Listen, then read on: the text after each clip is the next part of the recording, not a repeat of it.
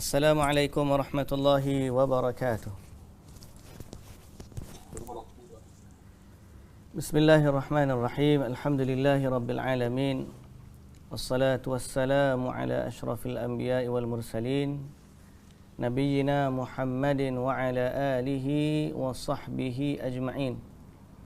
Rabbi syrah li sadri wa yassir li amri wahlul 'uqdatan min lisani yafqahu qawli, amma ba'du. Puji dan syukur bagi Allah Subhanahu wa taala.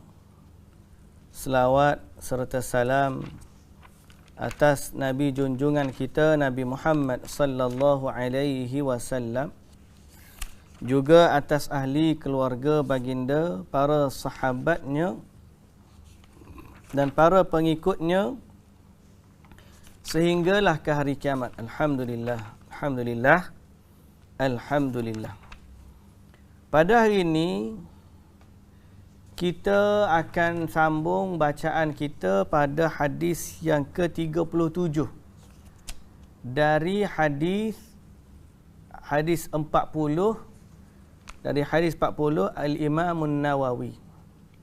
Jadi insya-Allah kita akan baca hadis yang ke-37 dan sama-sama kita memahami maksud dan perkataan Nabi sallallahu alaihi wasallam. Sekali lagi, sebagaimana pada kuliah subuh tadi saya ingatkan, dan mungkin ada di kalangan kita yang tak pergi solat Jumaat semalam. So solat Jumaat semalam di negeri Selangor, teks khutbahnya bertajuk kepentingan hadis dalam amalan beragama. Kepentingan hadis dalam amalan beragama. Jadi sangat-sangat penting ataupun sangat bagus untuk kita ni mengulang kaji sedikit khutbah tersebut sebelum daripada kita meneruskan kuliah kita pada pagi ini. Jadi kuliah semalam khutbah bagus berkaitan dengan kepentingan hadis dalam beragama, kerana hadis ni kita tidak boleh lari daripada dia. Hadis ni merupakan penjelas kepada Al-Quran dan juga yang memberikan pedoman serta petunjuk bagi kita untuk beribadah kepada Allah Subhanahu wa taala. Maka orang yang berdampingan dengan hadis, dia akan lebih faham tentang agama, kerana tidak ada orang yang lebih faham tentang agama berbanding dengan Nabi sallallahu alaihi wasallam. Jadi sebagaimana sahabat belajar daripada Nabi sallallahu alaihi wasallam akan agama Islam, mereka meriwayatkan kepada kita apa saja yang dikatakan atau disebut oleh Nabi sallallahu alaihi wasallam sebagai panduan dan pedoman untuk kita umat akhir zaman. Jadi selama kita berdampingan dengan hadis, insya-Allah kita akan mendapat petunjuk bagaimana beragama. Dan yang paling penting, apa yang menjadi syarat agar amalan itu diterima oleh Allah Subhanahu wa taala adalah menepati petunjuk dan ajaran Nabi sallallahu alaihi wasallam. Seorang yang beramal dalam agama mesti memenuhi dua syarat sebelum dia diterima oleh Allah Subhanahu wa taala. Syarat yang pertama ialah mesti ikhlas kepada Allah. Bahawa bila dia buat amalan itu, dia tidak niatkan melainkan hanya kepada Allah Subhanahu wa taala. Sementara syarat yang kedua adalah dengan dia mengikuti petunjuk dari Nabi kita Muhammad sallallahu alaihi wasallam. Mana-mana yang menepati petunjuk Nabi, insya-Allah diterima Allah. Mana-mana yang menyelisihi Nabi, dia tidak akan diterima oleh Allah, malah ditolak. Dan inilah yang kita dah sebutkan dalam hadis-hadis yang sebelum ni, yang kita dah baca banyak hadis sebelum ni. Antaranya hadis dari Aisyah radhiyallahu anha bahawa Nabi sallallahu alaihi wasallam bersabda, "Man 'amila 'amalan laisa 'alaihi amruna fahuwa raddun." Barang siapa yang beramal tapi dia tidak ada dari amalan, dari petunjuk kami, maka amalan tersebut adalah tertolak.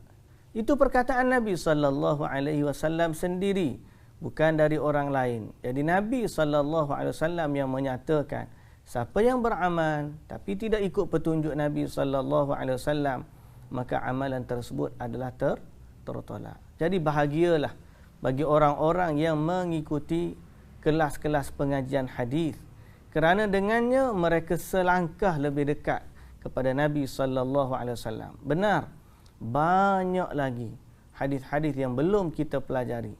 Hadis 40 ni adalah secebis sedikit saja berbanding daripada ratusan ribu hadis yang telah dikumpulkan oleh para ulama. Jadi mudah-mudahan kita semua dapat mengambil faedah daripada hadis Nabi SAW. Muslimin dan muslimat yang dirahmati Allah Subhanahu wa taala sekalian. Hadis yang kita ada pada pagi ini sama-sama kita ikuti, iaitulah hadis ke-37 dari kitab hadis 40 himpunan Al-Imam An-Nawawi. Kita sama-sama baca, dekat skrin boleh ada, boleh ikut, siapa yang tak ada skrin boleh dengar. Okey? An Ibn Abbas radhiyallahu anhuma an Rasulillah sallallahu alaihi wasallam an Rasulillah sallallahu alaihi wasallam fima yarwihi an rabbih. Okay, an Rasulillah sallallahu alaihi wasallam فيما يرويه عن ربه تبارك وتعالى إن الله كتب الحسنات والسيئات إن الله كتب الحسنات والسيئات. Okay. ثم بين ذلك, kemudian dia menjelaskan yang demikian itu. فمن هم بحسنة falam ya'malha. Okey. Falam ya'malha katabaha Allahu indahu hasanatan kamilah. Wa in hamma bi sayyi'atin wa in hamma biha fa'amilaha fakatabaha Allahu indahu 'asharata hasanatin ila 700 dhi'fin ila ad'afin katsirah. Wa in hamma bi sayyi'atin falam ya'malha wa kataballahu indahu hasanatan kamilah wa in hamma biha fa'amilaha katabahallahu sayyi'atan wahidah. Okay. Suka untuk kita terjemahkan sebelum kita baca teks terjemahan, supaya sahabat-sahabat kita yang dulu pernah belajar bahasa Arab boleh mengulang kembali makna melalui boleh menterjemah secara langsung dari matan yang dibacakan. An Ibni Abbas, an dari Ibni Abbas radhiyallahu anhuma, dari Ibni Abbas radhiyallahu anhuma. An dari lagi Rasulullah sallallahu alaihi wasallam. Okay, dari Rasulullah sallallahu alaihi wasallam. Fima yarwihi, pada apa yang dia riwayatkan. Siapa dia di sini? Rasulullah sallallahu alaihi wasallam. Fima yarwihi an rabbih, dia riwayatkan dari Allah Subhanahu wa taala. Jadi hadis ni kita panggil apa? Okey, kita panggil apa hadis ni? Bila ada dari Allah Ta'ala ni kita panggil hadis Qudsi. Kalau kita ingat lagi lah. Okay? Hadis Qudsi. Okay. InsyaAllah ingat belakang lagi ni. Cuma saja ya kita nak ulang kaji supaya benda ni lekat dalam pemikiran kita. Minta maaf tulis tak berapa cantik sebab tulis guna mouse. Baik. Hadis ni kita panggil hadis Qudsi. Bererti ini adalah perkataan Allah yang diriwayatkan oleh Rasulullah sallallahu alaihi wasallam. Apa kata Nabi sallallahu alaihi wasallam? innallaha katabal hasanat. Sesungguhnya Allah menulis. Kataba ni menulis. Okey. Allah menulis al-hasanati was-sayyi'at. Al-hasanat maksud dia kebaikan. As-sayyi'at maksudnya keburukan. Berarti Allah Subhanahu Wa Taala setiap amalan yang berlaku dari kebaikan dan keburukan, Allah Taala akan tulis dan catat semua amalan tersebut. Okey. Thumma bayyana dzalik, kemudian Allah Subhanahu Wa Taala menyatakan yang demikian. Macam mana dia tulis? Kata Nabi sallallahu alaihi wasallam, Allah Taala tulis macam mana? Faman barang siapa. Faman barang maka sesiapa. Hamma di sini maksud dia bercita-cita. Hamma ni bercita-cita atau berazam, berkehendak bahasa kita. Faman hamma, siapa yang berkehendak bihasanatin, nak buat satu hasanah. Jadi dia nak buat satu hasanah, dia nak buat satu kebaikan. Dia ada cita-cita dalam diri dia. Falam ya'malha, kemudian falam maka tidak, ya'malha tidak dia melakukannya. Dia ada cita-cita nak buat baik, tapi dia tak buat baik. Terhalang dia dari kebaikan. Terhalang dia daripada perbuatan baik. Katabahallah, katabaha. Dia menulis baginya. Atau dia menulis akan dia. Siapa dia menulis? Allah ni yang atas ni, Allah menulis. Jadi, siapa yang ada niat nak buat baik, terhalang daripada nak buat baik tersebut, Allah tulis pahala baginya indahu, di sisi Allah, di sisi Allah, hasanatan kamilah, satu kebaikan yang sempurna.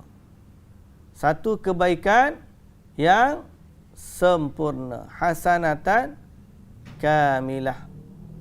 Hasanatan kamilah. Okey.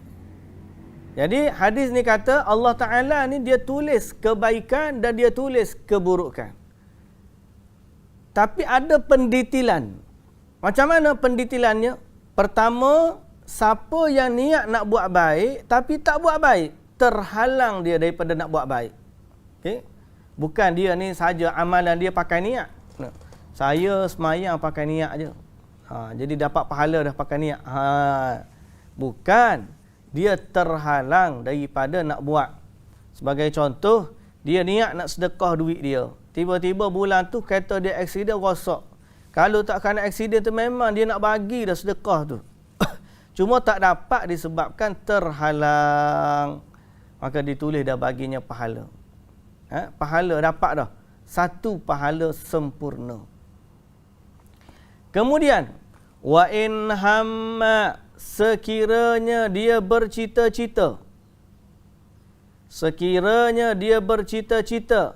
Wa in hamma biha fa'amilaha. Kemudian dia buat apa yang dia cita-citakan itu. Makna dia niat nak bagi duit, betul dia bagi duit.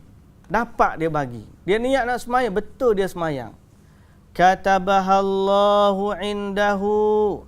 Allah menulis baginya di sisi Allah asyrata hasanatin, 10 kebaikan. 10 kebaikan. Ila 700 dhi'fin, sehingga 700 kali ganda. Tulis daripada 10 sampai 700 kali ganda, ila ad'afin kathirah, kepada gandaan-gandaan yang banyak. Makna lebih lagi daripada 700. Jadi sini ada satu kaedah, Allah tulis kebaikan ni macam mana. Siapa nak buat baik tapi terhalang daripada nak buat, Allah dah bagi pahala 1. Siapa yang niat nak buat baik, kemudian dia betul-betul buat apa yang dia niatkan, maka dia diberi pahala 10 pahala yang sempurna. 10 ni pula digandakan kepada 700. 10 kali 700 berapa? 7,000. Ila ad'afin kathirah, kepada gandaan yang lebih lagi daripada itu. Allahu Akbar. Banyaknya pahala yang Allah Ta'ala nak bagi kepada hamba-hambanya. Kemudian, ni dalam soal kebaikan. Macam mana pula dalam soal keburukan? Allah Ta'ala tulis macam tu juga ke? Kalau kita niat nak buat baik, nak buat jahat, kita terhalang daripada buat jahat, Allah tulis dosa 1. Kemudian kalau kita niat jahat, buat betul jahat, Allah tulis dosa 10. Macam tu kah? Ataupun sebaliknya? Kita baca. Wa in hamma, dan sekiranya dia berkehendak atau bercita-cita, bisayyi'atin, nak buat benda buruk. Macam tadi lah. Falam ya'malha, kemudian dia tidak melakukannya, tidak mengamalkannya. Dia memang cita-cita nak buat buruk, tapi tak buat. Terhalang dia daripada buat. Katabahallahu indahu hasanatan kamilah. Allah menulis baginya di sisi Allah satu kebaikan yang sempurna. Ya salam. Terbalik pula. Tadi nak buat amal, tak buat dapat pahala. Patutnya nak buat dosa, tak buat dapat dosa jugalah. Tak. Sebaliknya Allah ganti.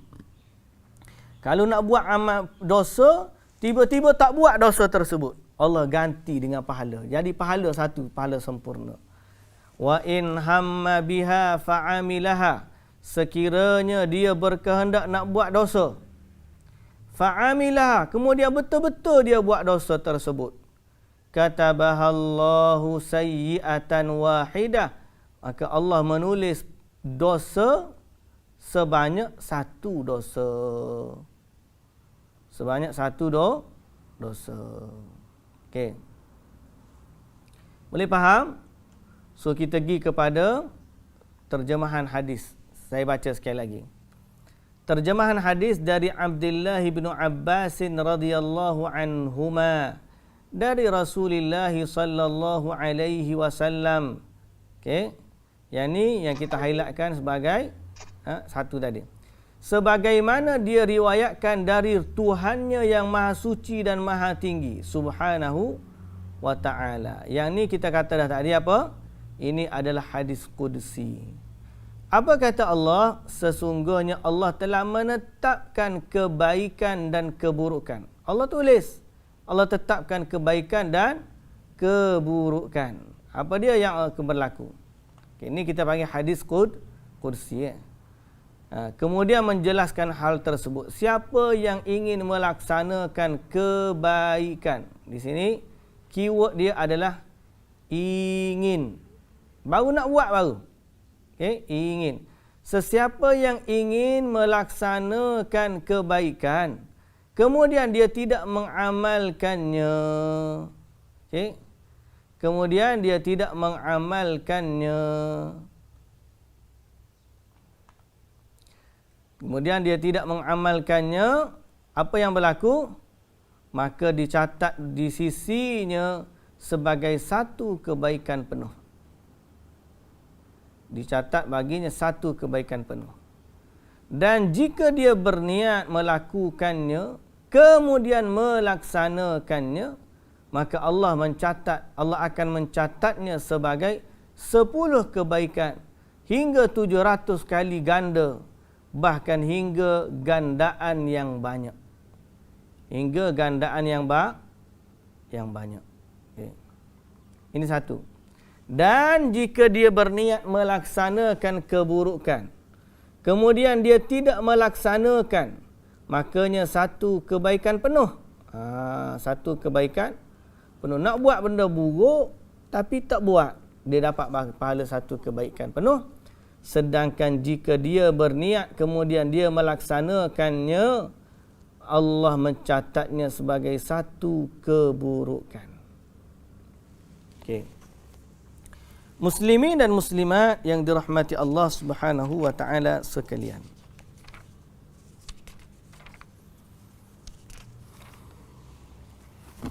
Hadis ni dalam tajuk dia pahala bagi orang yang berniat baik. Kalau kita nak tulis tajuk dia, di sini tulis hadis ke-30 ya. Kalau kita nak tulis tajuk dia pahala, Allahu Akbar. Cantiknya tulisan.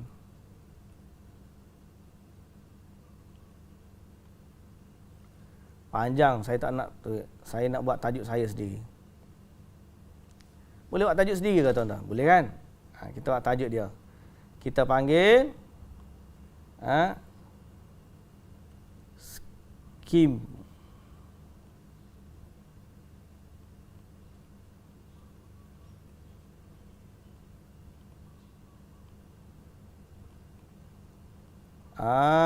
Kita panggil apa tuan-tuan? Kita panggil skim pahala. Skim pahala. Macam mana pahala tu boleh ditulis? Macam mana kaedah Allah Ta'ala memberikan pahala?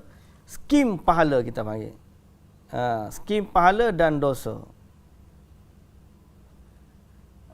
Dan dosa. Jadi Allah ni, dia ada cara dia tulis pahala. Sebagaimana dia juga ada cara dia tulis dosa. Secara ringkasnya kita boleh dapat dah tadi. Bahawa Allah ni kalau orang niat buat baik, tak buat baik, dia dapat pahala 1. Kalau dia niat baik, buat baik, dapat pahala 10 digandakan sampai 700 dan lebih. Yang ketiga, kalau dia niat buat jahat, tak buat, dapat pahala pula 1. Kemudian bila dia niat jahat, buat jahat, dia dapat dosa 1. Ni skim pahala dan skim dosa. Okay. Apa faedah daripada keadaan ini? Siapa yang golongan pertama ni? Orang yang nak buat pahala tapi dia tak buat. Apakah semua orang begitu macam saya kata tadi? Dia niat ya, sembahyang niat, sedekah niat, makan dia tak niat, makan dia betul-betul makan. Kahwin pun dia tak ada niat ya, dia kahwin betul-betul kahwin. Kalau bab ibadat dia main niat je. Tuan-tuan pernah dengar tak geng-geng ni? Kita panggil geng-geng makrifat ni. Geng-geng makrifat yang ataupun yang jenis semayang pakai niat je. Sebab dia kata dia niat pun dapat pahala dah. Jadi dia semayang guna niat je. Yang ni mengarut tuan-tuan. Siapa yang sebenarnya yang mana dia niat tapi tak buat dapat pahala? Pertama, dia berusaha menjalankan sebab-sebabnya namun tidak dapat melakukannya. Okey. Namun dia terhalang dari melakukannya. Okey, kalau orang ni dia memang dah buat dah, cuma tak sampai maksud. Sebagai contoh, dia nak pergi berjihad, berjuang fi sabilillah, berjihad. Ataupun nak keluar berhijrah. So dia dah tinggal dah rumah dia pun pergi berjalan. Sampai tengah jalan dia mati. Dia mati. Tak sempat sampai ke negeri hijrah. Dia mati tengah jalan. Tapi dia ni dah keluar daripada negeri dia. Apa status dia? Pahala dia dapat ke tak dapat? Jawapannya dapat. Malah dalam situasi ini dia sudah dikira beramal pun, maka dia dah mendapat pahala penuh. Bila dia dah buat cuma tak selesai ataupun tak capai apa yang dia nak, maka dia ditulis baginya pahala penuh seperti mana orang buat. Sebab dia terhalang daripadanya. Mana dalil? Dalil surah An-Nisa ayat yang ke 100. Dalil surah An-Nisa ayat yang ke 100.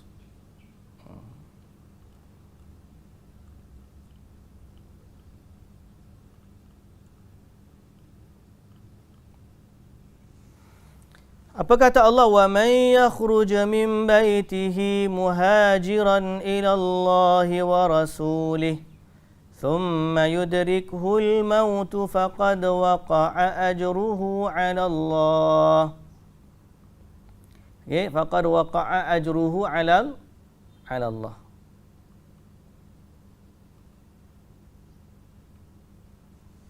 Okay. Kata Allah, barang siapa keluar dari rumahnya dengan maksud berhijrah kepada Allah dan Rasulnya, kemudian kematian menimpanya sebelum sampai ke tempat yang dituju, maka dia telah pun mendapat pahalanya di sisi Allah. Sama macam kisah orang yang bunuh 99 orang, kemudian dia nak taubat, lalu dia pergi tanya orang abid. Abid tu kata tak boleh taubat, dia pun bunuh cukup 100 orang. Kemudian dia pun jumpa lagi seorang alim. Yang alim tu kata boleh kalau nak taubat, tapi kamu kena hijrah. Ingat tak cerita ni? Dia pun keluarlah, berpindah daripada negeri dia nak pergi ke negeri orang-orang soleh untuk dia bertaubat. Sampai tengah jalan mati. Maka malaikat pun dua-dua turun. Malaikat rahmat pun turun, malaikat azab pun turun. Bila turun malaikat rahmat nak ambil nyawa orang ni, malaikat azab kata, ni aku punya. Dia dah bunuh 100 nyawa. Malaikat rahmat kata, tak, ni aku punya. Disebabkan dia nak bertaubat kepada Allah. Lalu Allah Ta'ala turunkan satu lagi malaikat, ukur jarak dia. Kalau dia lebih dekat kepada negeri yang dia nak pergi, maka dia dikira ahli negeri tersebut. Kalau dia lebih dekat kepada negeri ahli maksiat, dia dikira orang negeri tersebut dan amalan dia di situ. Jadi Allah Ta'ala bila ukur-ukur, Allah Ta'ala dalam satu riwayat kata bumi tu Allah dekatkan. Tempat yang dia nak pergi tu Allah dekatkan sehingga bila mereka ukur jarak, maka bumi ataupun tempat yang dia nak pergi lebih dekat daripada tempat yang dia tinggalkan. Lalu pahalanya ataupun taubatnya diterima oleh Allah Subhanahu Wa Ta'ala. Jadi ingat lagi tak cerita tu? Ini juga bukti menunjukkan siapa yang buat tiba-tiba sampai tengah jalan terhalang, tak sampai apa yang dia nak. Tapi dia sudah mendapatkan pahala. Okey? Sudah mendapatkan pahala. Seperti seseorang yang pergi ke masjid dengan niat melaksanakan salat dengan berdiri. Sesampai di masjid tiba-tiba dia tak larat, dia pun salat duduk. Padahal tadi dia niat berdiri. Maka dia berusaha melaksanakannya, ditulis baginya pahala seperti orang berdiri.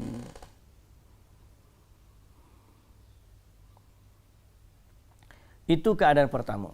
Keadaan yang kedua, ada orang dia niat nak buat baik tapi tak buat amalan baik tersebut disebabkan, bukan terhalang, disebabkan ada pilihan yang lebih baik. Ada pilihan yang lebih baik. Maka dia kena tuntuti ataupun dia kena buat perintah yang lebih baik tersebut. Tinggalkan niat dia nak buat. Sebagai contoh, bahawa ketika seseorang mendatangi ke Nabi sallallahu alaihi wasallam ketika Makkah jatuh ke tangan kaum muslimin, dia berkata kepada Rasulullah sallallahu alaihi wasallam, "Wahai Rasulullah, sesungguhnya saya telah bernazar akan salat di Baitul Maqdis. Jika Allah membebaskan untukmu kota Makkah." Jadi dia kata kalau Allah membebaskan atau dibebaskan kota Mekah untukmu, aku bernazar nak salat di Baitul Maqdis. Lalu Rasulullah sallallahu alaihi wasallam kata, salatlah di sini. Salatlah di sini. Salatlah di sini. Lalu dia mengulang-ulang pertanyaannya dan baginda sallallahu alaihi wasallam menjawab dengan jawapan yang sama. Nabi kata salatlah di sini di Mekah ni. Lalu Rasulullah sallallahu alaihi wasallam kata, dia bersabda kepadanya, sya'nuka idzan, kalau begitulah nazarmu, lakukanlah sebagaimana nazarmu. Petunjuk Nabi ini adalah berpindah dari solat yang lebih rendah ke yang lebih tinggi. Faham tak? Tak faham kan? Orang ni dia menazar, dia nak solat di Baitul Maqdis. Dia ayat kepada Nabi, Rasulullah, aku pernah niat kalau kamu dibukakan kamu kota Mekah, aku nak pergi solat di Baitul Maqdis. Nabi kata solat sini ya.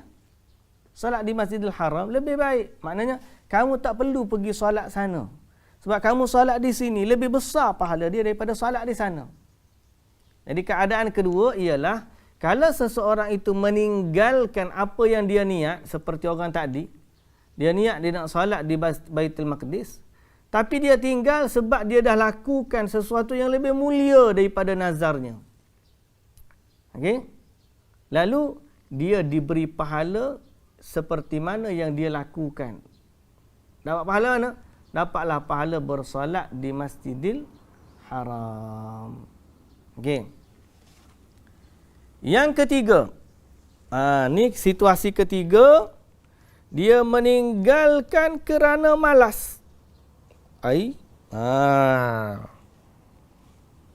Dia meninggalkan kerana malas. Seperti seorang niat nak salat duha. Tengah-tengah baru nak salat duha, orang ketuk pintu rumah. Mari kita pergi jalan. Dia pun kata, mari kita pergi. Tak jadi nak solat. Tadi dia niat nak solat, tapi orang ajak, dia pergi. Akhirnya dia meninggalkan solat tersebut dan pergi bertamasya, yakni berjalan-jalan. Maka dia akan dibalas di atas niat dan azamnya yang pertama. Namun jika tidak, akan dibalas akan perbuatannya kerana dia tidak melakukannya sebab ia tidak melakukannya. Kerana dia tidak ada uzur atau berpindah kepada yang lebih afdal. Okey? Jadi orang ni bila dia niat begitu, dia pun tinggal. Kenapa malas? Tapi niat dia ikhlas lah. Kalau jadi niat memang saja sengaja dah tak nak. Ada juga orang memang niat saja, dia tak nak semayang pun dia niat semayang, tapi dia tak nak semayang. Orang ni lain cerita dia. Dia tak termasuk niat yang betul-betul azam. Allah Ta'ala ni niat pun kira amalan dah. Amalan kita apa niat. Tapi niat amalan niat tu mesti betul-betul ikhlas kerana Allah Subhanahu wa Ta'ala. Kalau dia niat tu memang main-main dah. Niat untuk sekadar niat je. Memang tak ada azam nak buat. Itu memang tak ada pahala lah. Okay. Baik, muslimin dan muslimat yang dirahmati Allah Subhanahu wa Ta'ala sekalian. Okey. Gandakan pahala dalam hadis ni menunjuk lebih kepada 700 kali ganda. Maka pelajaran yang kita sebut di sini, yang pertama, kasih sayang Allah terhadap hamba-Nya yang beriman sangat luas. Kasih sayang Allah terhadap hamba-Nya sangatlah luas. Pasal apa? Allah baru buat satu dapat 700 kali ganda. Lebih. Ini menunjukkan kasih sayang Allah. Jangan pula kita niat tu memang nak buat jahat. Aku ni memang niat nak waktu niat sajalah, pasal niat dapat pahala dah, dia kata. Dalam hati dia memang tak ada keinginan pun nak buat. Yang tu memang sia-sia niat dia. Okay? Jadi hadis ni menunjukkan kasih sayang Allah terhadap hamba-Nya yang beriman. Yang kedua, faedah dia, sesungguhnya apa yang tidak kuasa oleh manusia, dia tidak diperhitungkan dan dipaksa menunaikannya. Jadi hadisnya juga faedah dia yang kedua, manusia ni tidak ada kuasa oleh manusia, dia tidak diperhitungkan atau dipaksa menunaikannya. Maknanya kalau kita nak niat, tak mampu buat, jangan paksa diri. Boleh tinggalkan kerana terpaksa dan insya-Allah dapat pahala. Jangan kita paksa, aku lagu-lagu mana nak solat berdiri juga. Biarlah rebah, pengsan kau, tetap nak solat berdiri. Tak boleh. Kalau kita tak mampu, kita buat dengan yang dengan kita yang ketidakmampuan kita tu, insya-Allah Allah akan balas dengan pahala. Pada niat yang betul lah. Okey. Faedah yang ketiga, Allah tidak menghitung keinginan hati dan kehendak perbuatan manusia jika kemudian dibuktikan dengan amal perbuatan dan praktik. Okay. Ketika nak buat jahat lah ni. Ketika nak buat jahat, Allah Ta'ala tak akan kira niat yang ada dalam hati seseorang.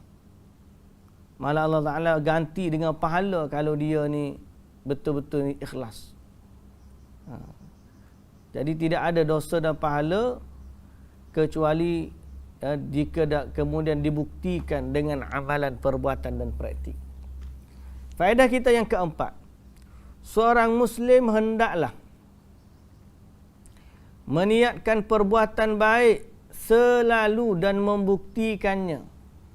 Diharapkan dengan begitu akan ditulis pahala dan ganjarannya dan dirinya telah siap untuk melaksanakannya jika sebabnya telah pun tersedia.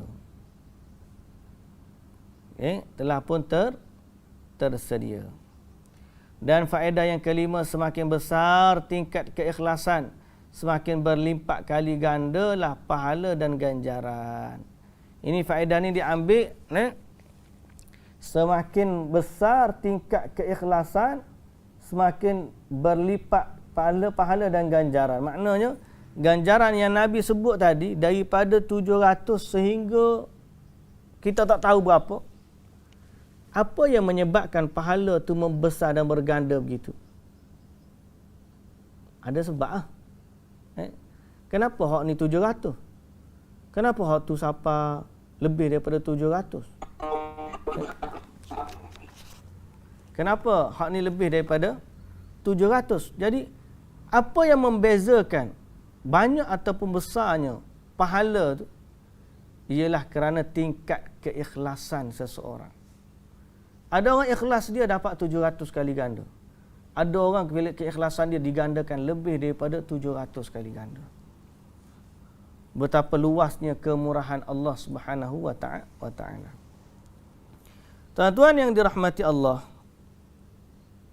Okay.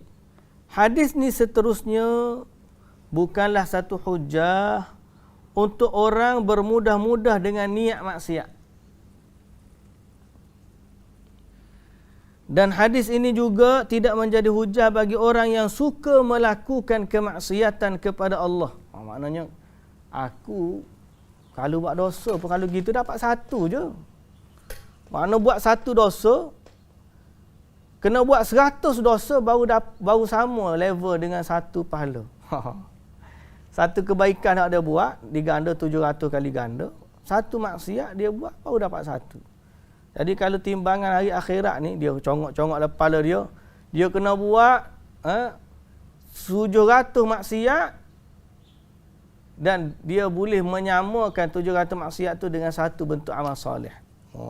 Jadi pada pemikiran dia, untunglah boleh buat maksiat banyak. Tuan-tuan yang dirahmati Allah, kefahaman begitu sangat-sangatlah salah. Sebab hadis hari ini tidak bermaksud untuk menggalakkan orang buat maksiat. Sebaliknya hadis ini bermaksud untuk menggalakkan orang buat ibadat. Okey.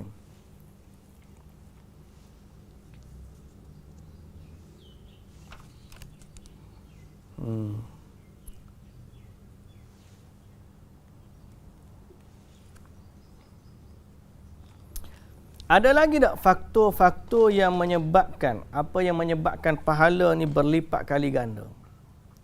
Selain daripada ni kaedah biasa, ada lagi tak kaedah-kaedah lain yang menunjukkan gandaan pahala ni berlaku? Jawapannya ada. Lain daripada kaedah ini, ada kaedah-kaedah khusus. Pertama, gandaan pada waktu.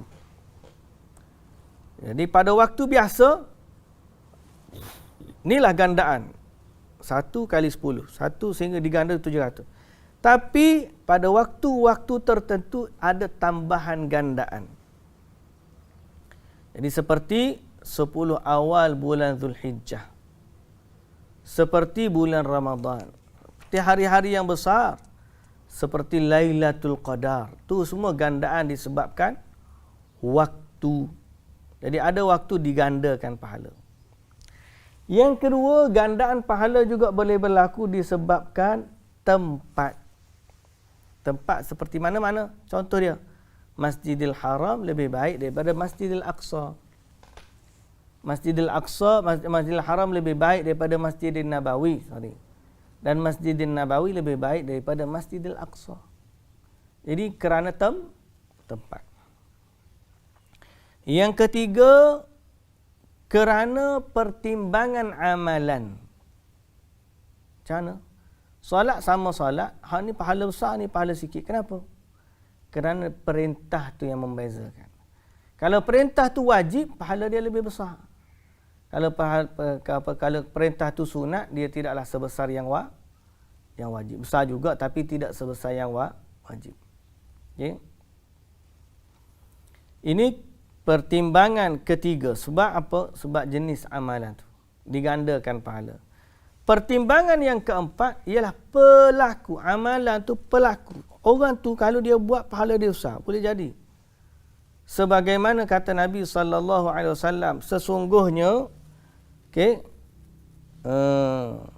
seorang sahabat dengan orang bukan sahabat. Kalau orang bukan sahabat ni sedekah segunung emas banding secupak sedekahnya sahabat, lebih baik pahala sedekahnya sahabat.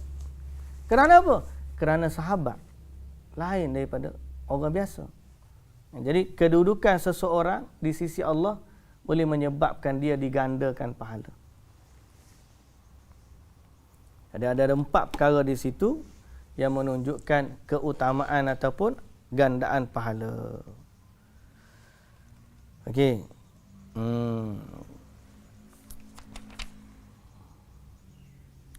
Jadi dosa pun kena beringat juga. Jangan sekadar kita tengok, kalau gitu dosa satu. Dosa ni sebenarnya ada saiz besar, saiz kecil. Saiz tak tahulah ke mana lah. Kita sebut ada dosa besar, ada dosa kecil. Bila ada dosa besar, dosa kecil ni, so kita kena ingat, walaupun satu, kalau satu tu besar, berat. Banding dosa yang kecil. Allahu Akbar. Panjang juga hadis ni. Hadis yang kedua ni agak panjang sedikit. Baik, kita ingat hari ni pun kita akan sambung lah. Sambung pada minggu depan nanti. Minggu depan. Bulan depan. Ada soalan ke nak tanya? Kita buka soalan lagi ni. Pertama, sebelum daripada kita pergi lebih panjang, saya nak ucapkan terima kasihlah semua sahabat-sahabat yang mendoakan. Ayah saya Alhamdulillah semalam dah keluar ward IJN. Sekarang ni dah balik rumah dah. Lancar proses pembedahan dia Alhamdulillah. Tapi masih lagi perlu berehat banyak lah untuk sembuh dia tu. Jadi saya ucap terima kasih banyak-banyak di atas semua yang telah mendoakan.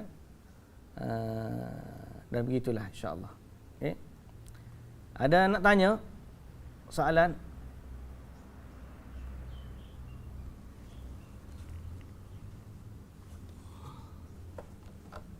Mana tak bunyi lah kan ni?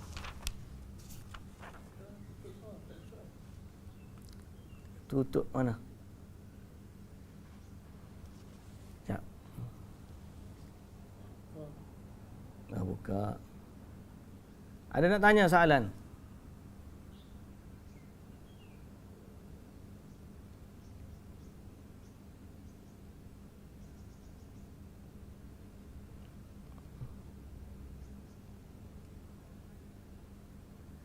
Tak dengar ni, tak ada ni. Tak ada respon ni.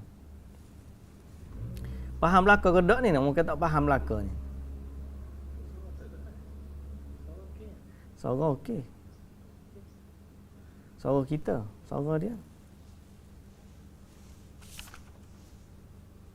Setakat ni okey tak? Setakat ni okey. Alhamdulillah. Alhamdulillah. Ada soalan tambahan ke Abimi? Ada siapa-siapa nak tanya hadis kita hari ni? Dia biasa pahala ni okey, yang orang takut dia yang kena dosa tu lah. Yalah, semua kita pun kena takut belaka lah buat dosa. Walaupun macam saya dah sebut di awal ni, hadis ni bukan cerita nak meremehkan dosa. Jangan pula hadis ni dianggap dosa tu gitu. Jangan sekali-kali kita anggap hadis ni bertujuan meremehkan dosa. Sama sekali tidak. Hadis ni bukan tujuan dia meremehkan dosa, sebaliknya menunjukkan luasnya kasih sayang Allah. Dalam masa yang sama kita mesti ingat bahawa dosa ni tidak mudah. Walaupun bunyi Allah Ta'ala tulis satu, tapi satu perkataan tu Allahu Akbar. Tuan-tuan yang dirahmati Allah, bab dosa ni kan. Walaupun satu, tapi satu perkataan. Satu hari Nabi SAW cakap dengan isteri dia. Lepas tu dalam cakap-cakap tu tersebut tentang seorang lagi isteri yang lain. Kira bahasa dia mengumpat lah. Bahasa dia mengumpat. Nabi pun teguh. Nabi kata, kamu telah mengatakan satu kalimah, satu perkataan.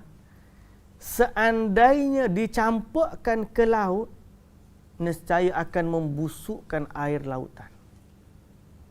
Rosak air laut dengan satu kalimah ghibah. Satu kalimah mengumpat. Habis rosak air laut, tuan-tuan. Cuba bayangkan.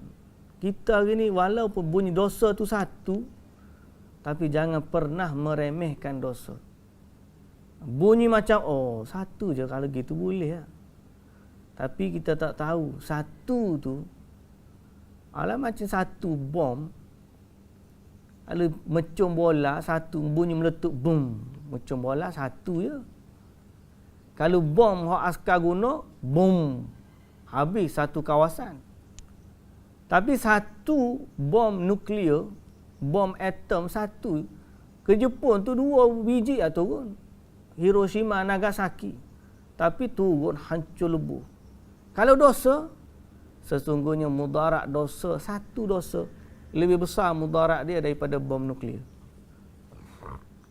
Sebab bom nuklear tak kotorkan air satu lautan. Nabi SAW kata, satu kalimah mengumpat seorang tu, kalau diletak kalimah tu dalam air laut, nescaya busuk laut. Tu dosa. Jadi jangan pernah meremehkan dosa. Walaupun bunyi kaedah hari ni satu je, tapi kita tak tahu satu tu nak cuci selama mana kita nak kena duduk di dalam, ataupun seseorang itu kena duduk di dalam api neraka. Wal'iyadu billah. Kita berlindung kepada Allah Azza wa Jalla dari azab api neraka. Kita berlindung dengan Allah Azza wa Jalla dari kemurkaannya. Sebab kita tak tahu. Okay? Sebaliknya hadis ni nak suruh kita tengok tentang keluasan rahmat dan kasih sayang Allah Subhanahu wa ta'ala. Baik. Ada soalan lagi?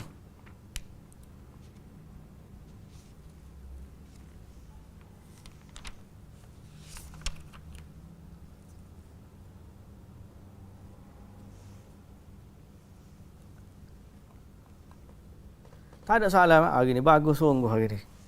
Ni. Faham belaka kalau gitu ke hari ni. Ada mesej?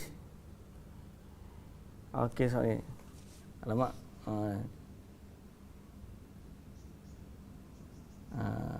Okey, ni sumbangan untuk majlis ilmu. Bukan soalan.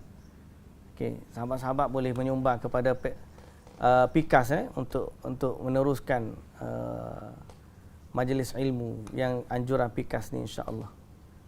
Okay. Kalau tak ada soalan, saya sebenarnya kalau hadis 38 ni kalau nak baca nanti terlebih masa buka pasal panjang dia. Kita nak satu bab lain pula nanti.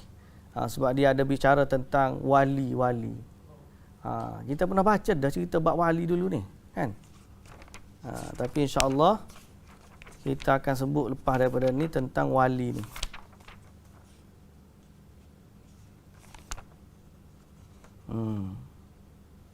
Kita baca mana tentang hadis wali tu? Banyak dah tempat baca tu kan? Tadabbur ke? Okey, kalau begitu kita berhenti setakat ni dululah, muslimin dan muslimat yang dirahmati Allah. Kita tangguhkan PIKAS. Ini kita tanda sikit. Okey.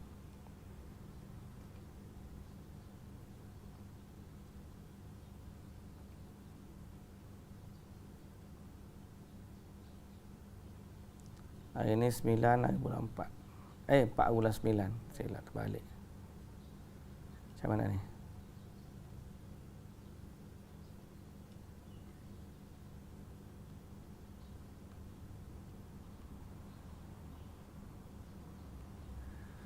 Okey, kalau tak ada apa-apa kita berhenti setakat tu dululah. Apa yang baik dari Allah Subhanahu Wa Taala, yang tidak baik, yang lemah, yang kurang dari kekurangan saya, insya-Allah ada rezeki nanti kita akan sambung balik tentang hadis 40 ni. Kalau dapat satu pun okey dah, alhamdulillah. Wallahu taala alam. Subhanakallahumma wa bihamdika asyhadu an la ilaha illa anta astaghfiruka wa atubu ilaik. Qul qawli hadza wa astaghfirullahal azim li wa lakum. Assalamualaikum warahmatullahi wabarakatuh. Waalaikumsalam. Jazakallahu ustaz. Iyyakum wa iyyakum.